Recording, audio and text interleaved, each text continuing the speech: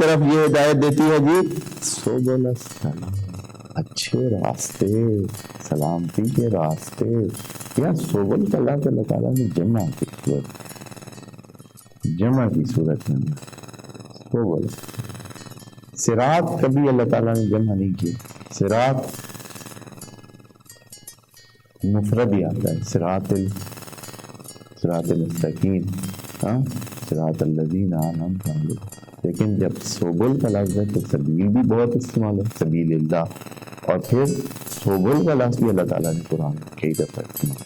والذین جاہدوا فینا لنہدینہم سبلنا، کہ ہم ہدایت دیتے ہیں اپنے راستوں کو.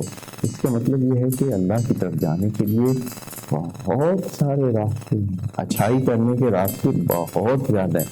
کوئی صرف نماز نہیں ہے، کوئی صرف روزہ نہیں ہے، صرف اچھائی نہیں ہے. سچ بولنا، دھوکہ نہ دینا، دوسروں کی مدد کرنا، حسد نہ کرنا، سخاوت کرنا، لوگوں کے ساتھ اچھے اخلاق سے پیش آنا. ممکن ہے پتہ نہیں سینکڑوں ایسی چھوٹی چھوٹے کام ہیں جو سبل ہیں.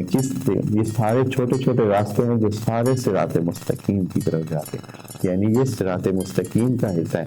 ایسے سمجھیں جیسے صراط مستقیم کی لائنیں ہیں یا لین ہیں، تو وہ کیا ہیں؟ ساری جو ہے وہ صراط مستقیم کے ساتھ جڑی ہوئی ہیں اور حصہ ہیں، صراط مستقیم کا حصہ ہیں. یا یہ ہے کہ آگے جا کر بندہ صراط مستقیم کا حصہ بن سکتا ہے. صراط مستقیم پر وہ لے جاتی ہیں اور پھر آدمی مین، جیسے کہتے ہیں کہ مین موٹر وے پہ پھر جو ہے آدمی جا کر پہلے جو ہے وہ مختلف قسم کی ڈائریکٹ وہ سڑکیں جو صراط مستقیم پر لے جانے والی ہیں سبل اللہ ہیں، وہ یادی باللہ رضوانہ سبل السلام.